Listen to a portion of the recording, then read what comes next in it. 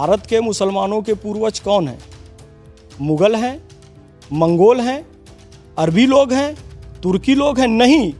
यदि ऐसा होता तो आज भी मुसलमानों के सरनेम भट्ट, भाटी, चौधरी, त्यागी, पटेल, चतुर्वेदी, ये सारे सरनेम आज भी मुसलमानों के हैं। आपके पटेल मित्र हैं, आपके चौहान मित्र हैं। इससे पता, यहाँ तक कि मुनव्वर राणा सरनेम क्या सऊदी अरब का है।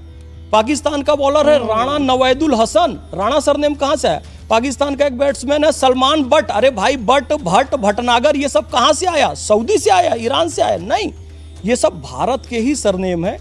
तो आज हम पूजा पद्धति से जरूर अलग हो सकते हैं, भारतीय संविधान उसकी इजाजत भी देता है। जी, आप मंदिर जाओ, आप मस्जिद जाओ, आप चर्च जाओ, लेकिन इस सत्य को स्वीकार कर लेना चाहिए कि हम सबके पूर्वज सनातनी थे। इस बात पे कोई दो मत नहीं है। मुगल हमारे पूर्वज नहीं हैं। आपका इस जवाब के आने के साथ साथ मुझे लग रहा है कि फतवा नहीं जारी हो जाता है आपके खिलाफ। देखिए, कुरान शरीफ में एक बात है, वतुइज़्ज़ु मन तशा वतुज़िल्लु मन तशा बेअदिकल खैर इन्नका अला कुल्ले शैइन कदीर। इज़्ज़त और ज़िल्लत देना अल्लाह के हाथ में है। अल्लाह ने मुझे इज़्ज़त बख्शी है, तब यहाँ पर इतने बड़े मंच पर बैठा हुआ हूँ।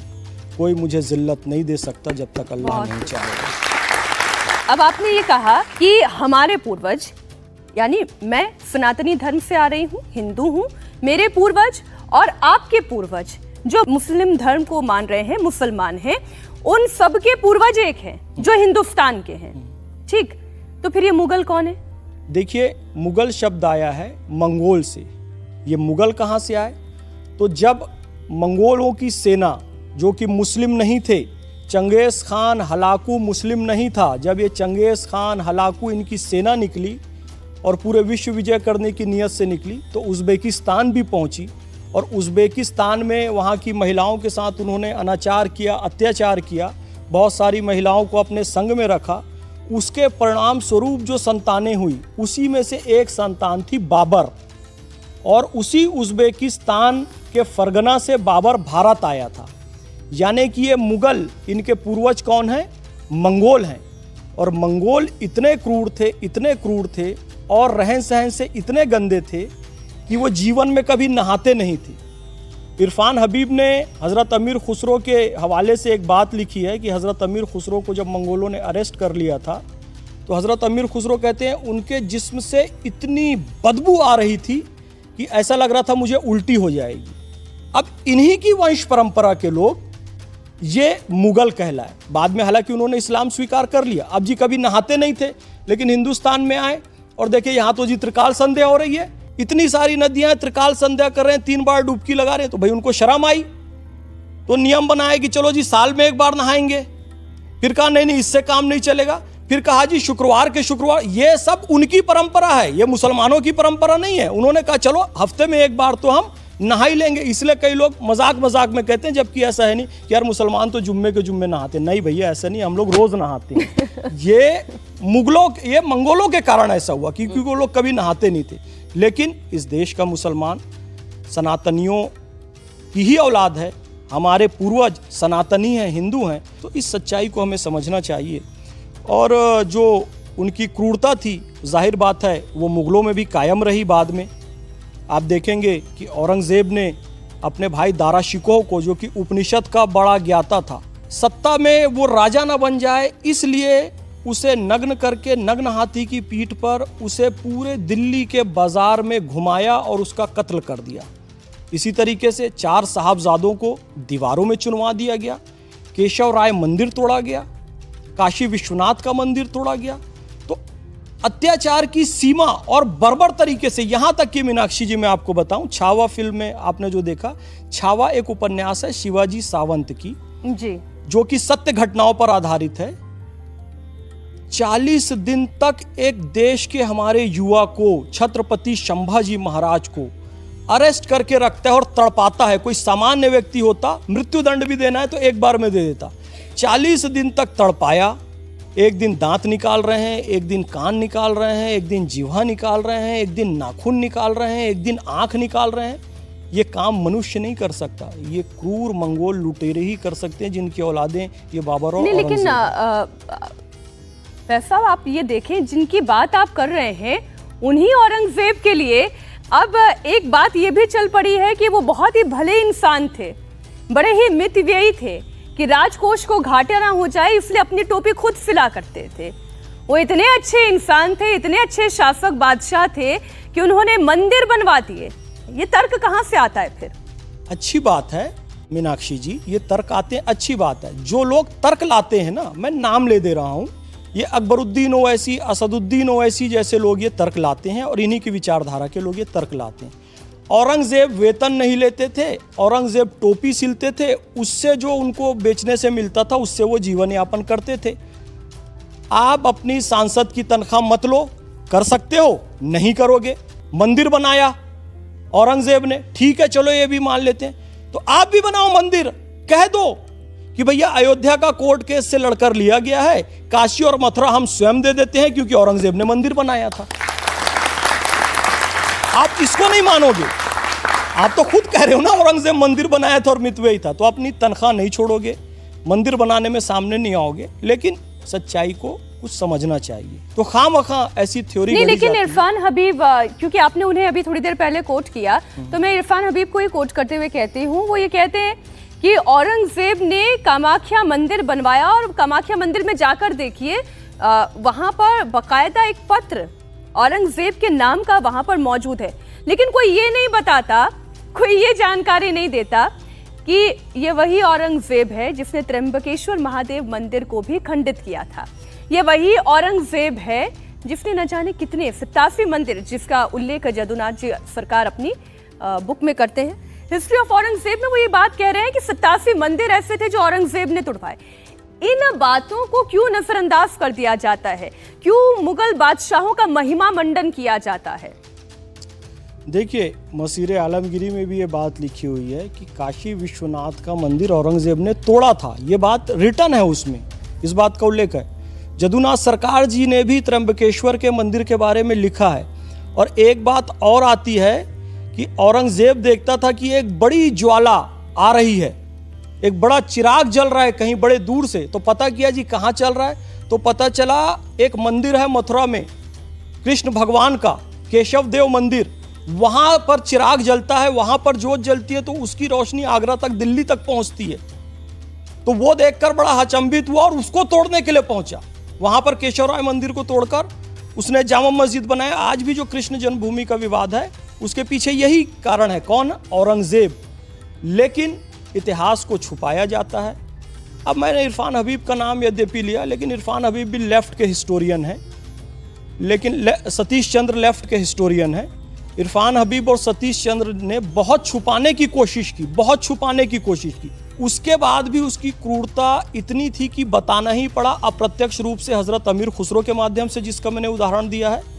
और सतीश चंद्र जो मध्यकालीन इतिहास के, वो भी प्रमाणिक इतिहासकार हैं, उन्होंने जाफर जटल्ली का उल्लेख किया, एक व्यंग्यकार।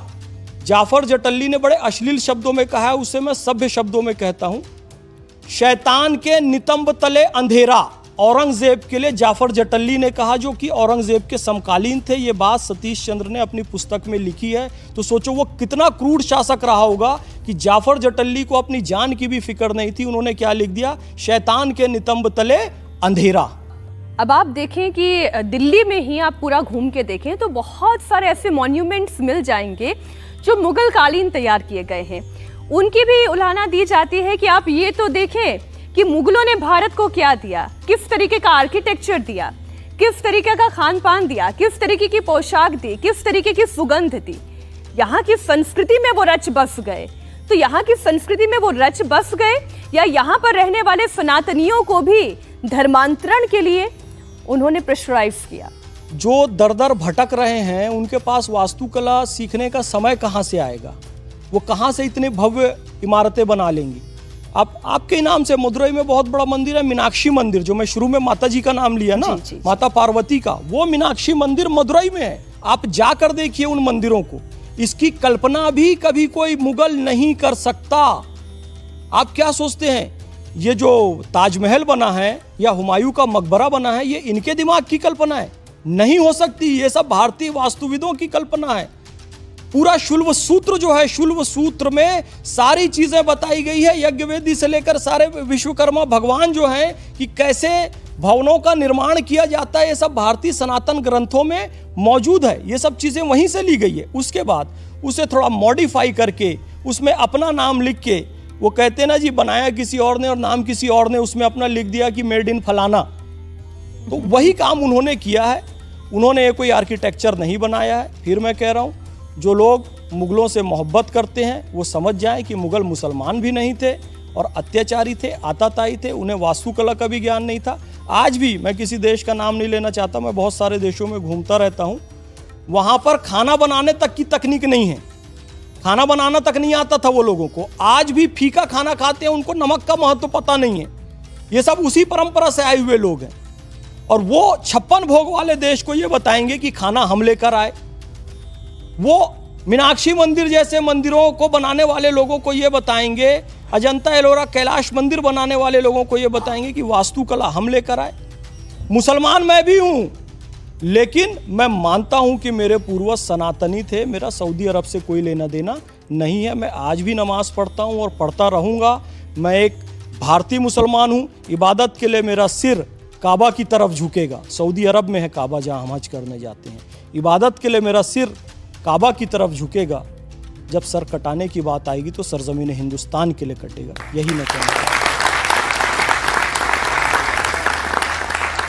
हूं। हम मुगलों पर चर्चा कर रहे हैं। मैं और औरंगजेब पर एक बार फिर से इस चर्चा को लेकर आती हूँ। एक तर्क ये भी दिया जाता है, ये वही औरंगजेब है जिसने अगर भाई 45-48 साल तक भारत पर शासन किया, वो मुगल बादशाह रहा।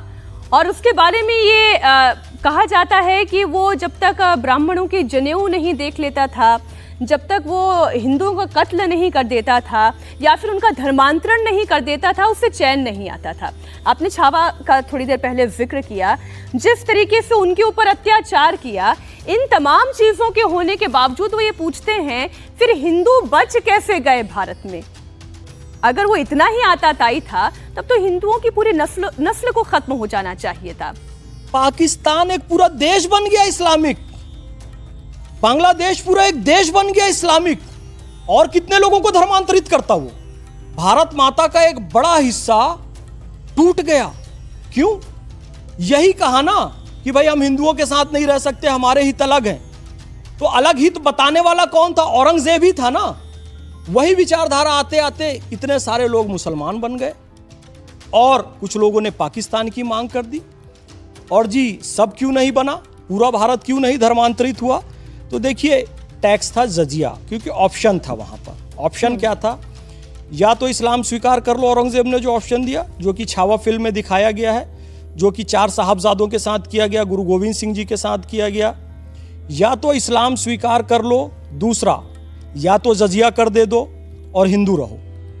इस्लाम स्वीकार करो तो जिंदा रहोगे, जजिया कर दे दो, हिंदू रहो तो जिंदा रहोगे। इस्लाम भी स्वीकार नहीं करोगे, जजिया कर भी नहीं दोगे, तो छत्रपति संभाजी महाराज जैसा हाल किया जाएगा। तो बहुत सारे लोग इसलिए भी बचे रहे कि वो जजिया कर देते रहे। वो कोई उसकी उदारता नहीं थी कि पूरे भारत को उसने क्यों भाई मुसलमान नहीं बनाया। भैया जजिया कर लेता था, किस बात का टैक्स लेता था? हिंदू होने का टैक्स। हिंदू, आप हिंदू हो, इस बात का टैक्स लिया जाता था। तीर्थ यात्रा का टैक्स लिया। मुझे याद आ रही थी अभी जब मोदी जी ने बहुत सारे कुंभ के लिए ट्रेनें चलाई ना, मैं भी गया था कुंभ में, तो मुझे अफसोस होता है कि आप औरंगजेब के समय में रहते तो ट्रेन और बस और अपनी बैलगाड़ी से भी नहीं जा सकते थे, और पैदल भी जाते तो आपको टैक्स देना पड़ता, क्योंकि आप कुंभ जा रहे हैं। शर्म की बात है, इसमें ताली नहीं बजाना है। देखिए, हम लोग समझते नहीं हैं कि कई बार शर्म की बातों पर भी ताली बजा देते हैं। गर्व की बात यह है कि अब देश ऐसे लोगों के हाथ में है जो कुंभ के लिए स्पेशल ट्रेन चलाते हैं। इस बात पे ताली बजाएंगे, ये ताली बजाने वाली बात। फिर ऐसे औरंगजेब के कोर्ट में हिंदुओं का क्या काम था? क्यों राजा मान सिंह अकबर के साथ थे? राजा मान सिंह अकबर की सेना में सेनापति थे। राजा जय सिंह औरंगजेब की सेना के सेनापति थे। और ये जो हम लड़ाइयाँ देखते हैं ना कि छत्रपति शिवाजी के खिलाफ सेना भेजी और छत्रपति संभाजी महाराज के खिलाफ सेना भेजी, ये सब सेना का नेतृत्व जयसिंह किया करते थे, जो कि औरंगजेब के सेनापति थे। लेकिन याद रखिए, हर जगह कुछ ना कुछ गद्दार तो होते ही हैं। आपने देखा होगा छत्रपति संभाजी महाराज के साथ भी गद्दारी की तो उन्हीं के परिवार के लोगों ने गद्दारी की। रानी लक्ष्मीबाई यदि पकड़ी गई या फिर उसे मृत्युदंड दिया गया तो उसके पीछे भी गद्दारी करने वाले लोग उसी के क्षेत्र के थे। तो गद्दार हर जगह होते हैं, जो कि पैसे के लालच में आते हैं, धन की लालच में आते हैं, अपने धर्म से समझौता कर लेते हैं और उसके बाद इस तरह का कृत्य करते हैं। तो वो हर समय लोग रहे, पहले भी रहे, अभी भी हैं। मैं तो बोलूंगा नहीं औरंगजेब की कोई महानता नहीं है, कोई अकबर की महानता नहीं है इसमें। औरंगजेब और अकबर की महानता कैसे हो सकती है?